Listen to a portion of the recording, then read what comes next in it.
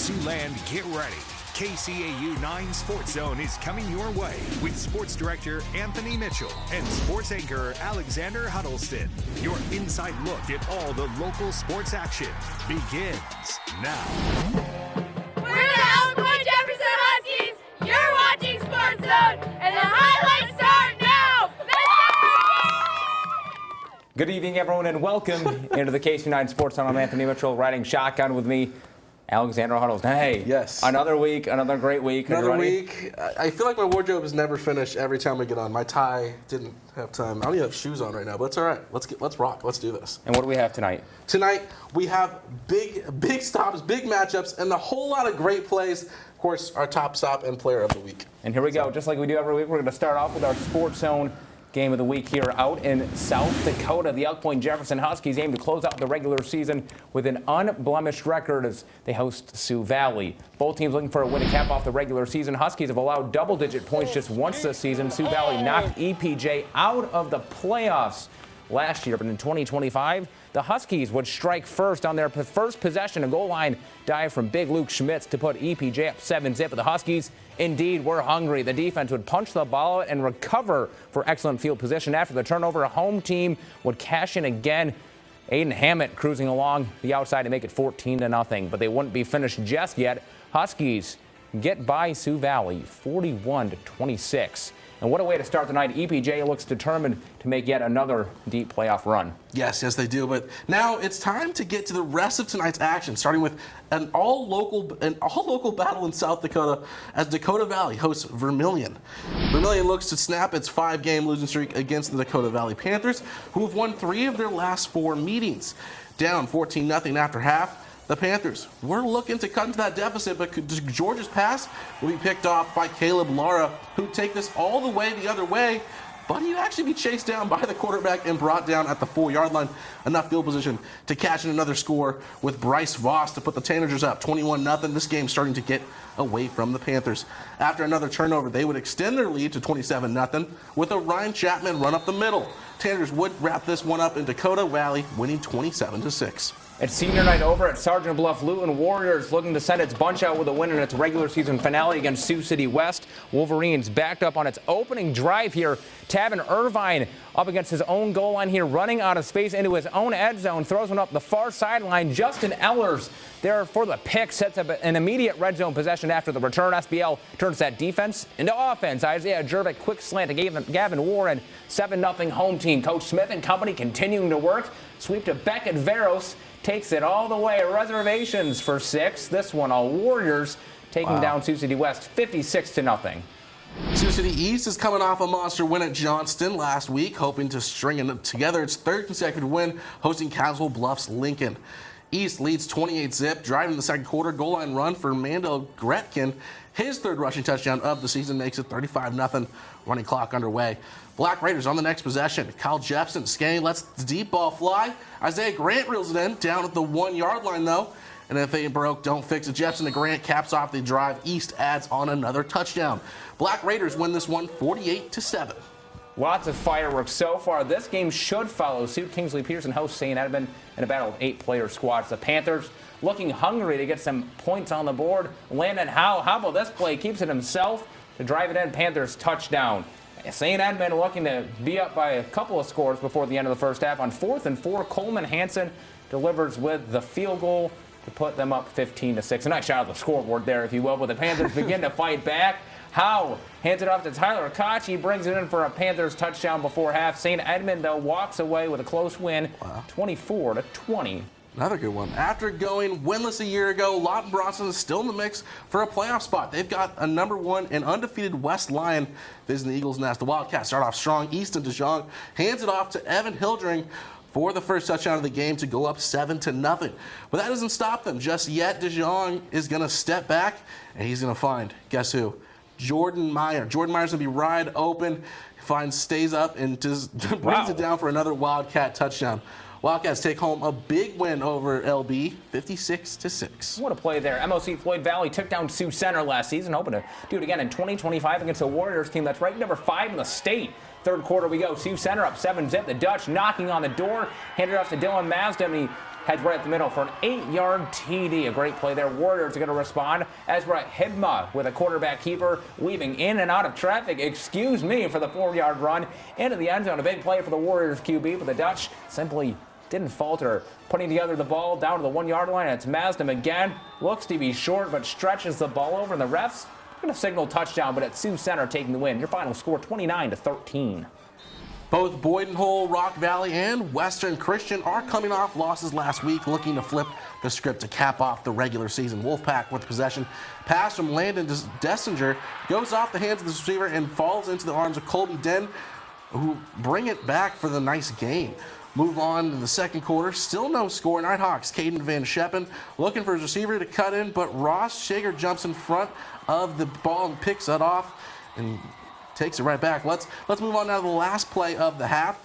Dessinger scrambling out before throwing it up to the end zone, and it's hauled in by Lane Jacobsma for the 20-yard touchdown reception. Wolfpack win 14-7. You might see that on SportsZone top 5 plays. Meanwhile, Possibly. GTRA up to number 7 in the Iowa 8-player rankings. Harris Lake Park and surpassed its win total from last season with a win tonight. Titans wasting no time on their opening drive, marching down the field. Caleb Sweden from the Wildcat gets by the line, cuts to his right, takes it in for the score. 2-point good. 8-0 GTRA. Next Titan possession. They already have a touchdown on the ground, so why not a little bit of a different style here? In the airmail, Tegan Hansen launches it to Sweden for the touchdown. 16-0 Titans lighting up the scoreboard. They win 74-12. Oh my gosh. Placerville Lincoln Central working toward its first win over Spirit Lake since 2021. Spirit Lake looks to pick up its second district win.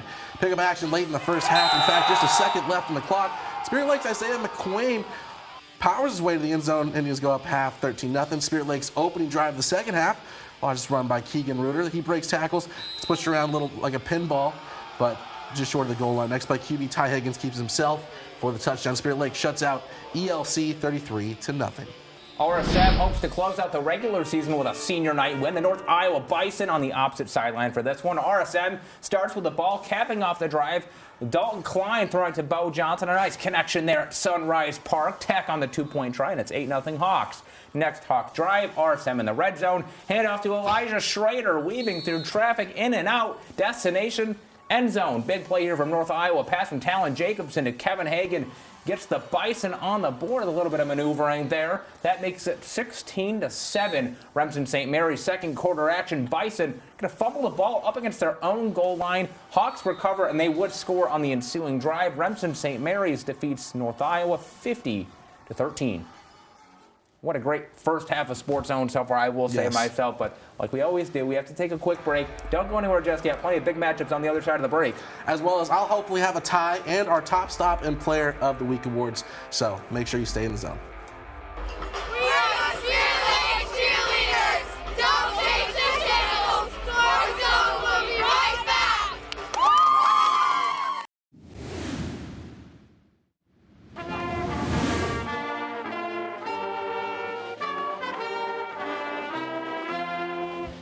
Our Rays Mid-Bell Music Band of the Week coming from the Western Christian Wolfpack. The Pack playing some great tunes for, I think it's fair to say at this point, a great Friday night. Yes. Welcome back to the zone. As you were able to see the first half of the show, there are many teams capped off the regular season or even just another week in the regular season in the win column. And, of course, some of those teams now turning their focus to the playoffs. Yes, and more Siouxland squads hope to do the same in Nebraska. South Sioux City hosts Lincoln Northeast.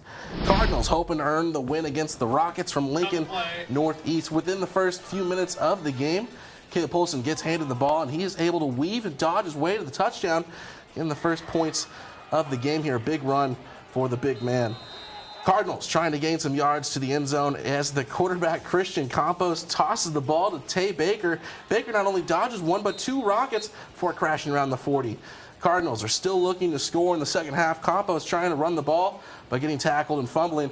Rockets Daquan Dixon picking up the ball and getting a touchdown just 10 yards from the end zone. The Cardinals attempt to fly but are shut down as they lose 21-63.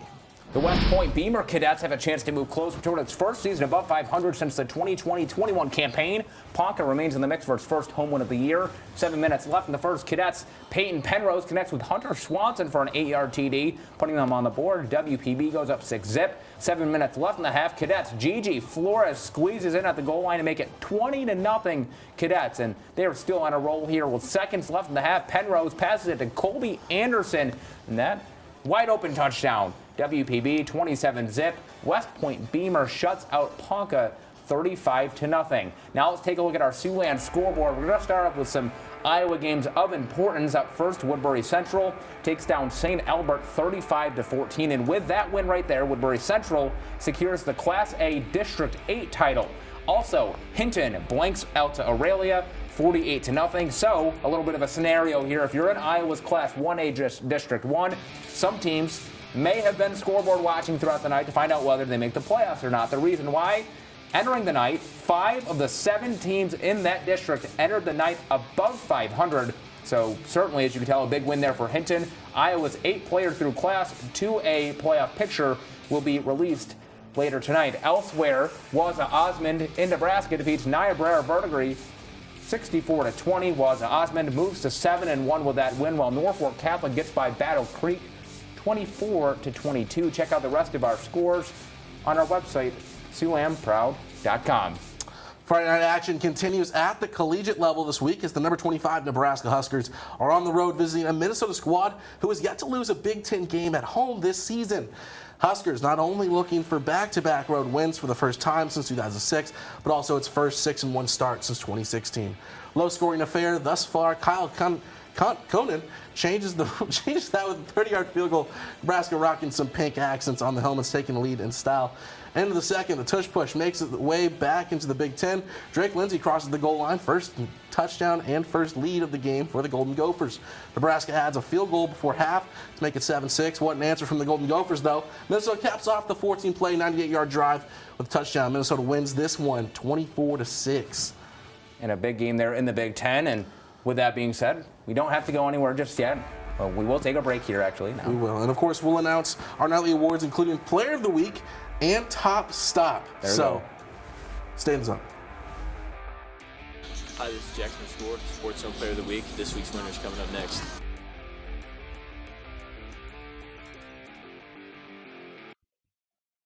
Welcome back to the Zone. It is finally time to hand out our weekly Top Stop and Player of the Week awards. It's time to reveal our winner, starting off with our Player of the Week. This week's winner goes to Winnebago's Raiden Decora. The Winnebago running back had himself a D-A-Y, that's day, for his squad on the team's win on Thursday. Not only did Decora have this rushing touchdown right here, but he also reeled in a receiving touchdown and recovered a fumble in the end zone. So receiving touchdown, rushing touchdown, special teams touchdown, and the best part, it was all in the first half. I mean, that is a Madden stat line right there for number 28. Winnebago ended the regular season with an 8-0 record, defeating Omaha Nation 55-6. From our entire SportsZone crew, Raiden, congrats. Alexander, our top stop, who we got? Real quick, can we talk about how you spell day? D-A-Y? D-A-Y. All right, our top stop goes to Vermillion's Caleb Lara after he picks off this tie to Georgia pass in the red zone while the Panthers tried to cut to that deficit. He'd run it all the way back to the 4 where his team would cash in another score. Big play for the big man. He's a linebacker and an offensive lineman. I feel like you'd want some speed qualities in your O-line from your linebackers. So I like that. Pretty cool play, though. I mean, no, it's a great play. I'm just saying, for position-wise, O-line linebacker, shit.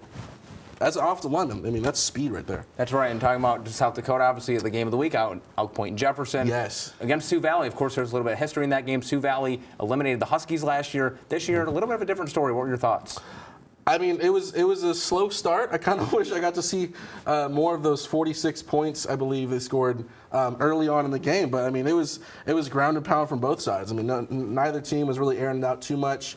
It was a lot of running up the middle, and we got to see what I call the Super Schmitz Bros. So that was pretty fun. That's right, and we actually learned they're cousins, aren't they? They're cousins, not brothers. So I learned that today too. Awesome, and obviously big wins for Sioux City East and Sergeant Bluff Lewin. And we talked about during our scores some scoreboard watching in the districts. We'll have those playoffs coming out in a few minutes. We'll have those scores on our website. For the rest of our crew, Alexander, I'm Anthony. Thanks again for tuning in. We'll see you next time in the Zone.